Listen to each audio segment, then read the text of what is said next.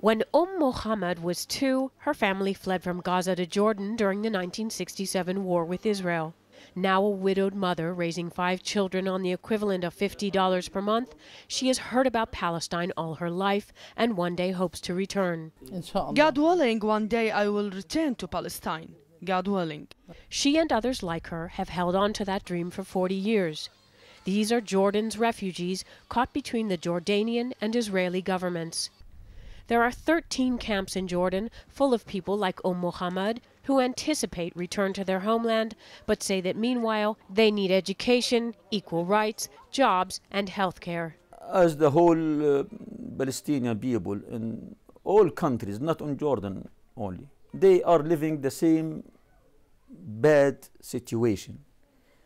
I hope all the nations, all the countries of the world would look for our problem and try to help us to solve that problem. Refugees who fled Gaza in 1967 are in a particularly precarious position. If granted full Jordanian citizenship, a political impasse with Israel is created. Ultimately, the aim is for those refugees to return home. In the here and now, however, advocates say reform is needed. Everybody wants to go back to Palestine, but until then, you are equal citizen because you imposed your citizenship on me. I did not ask for it. Jordanian government officials say they are doing what they can to aid the refugees. We know there is a problem and we are doing everything we can to address the issue of Palestinian refugees here in Jordan. It's a thorny matter with political ramifications, but for those in the camps, it's relatively simple.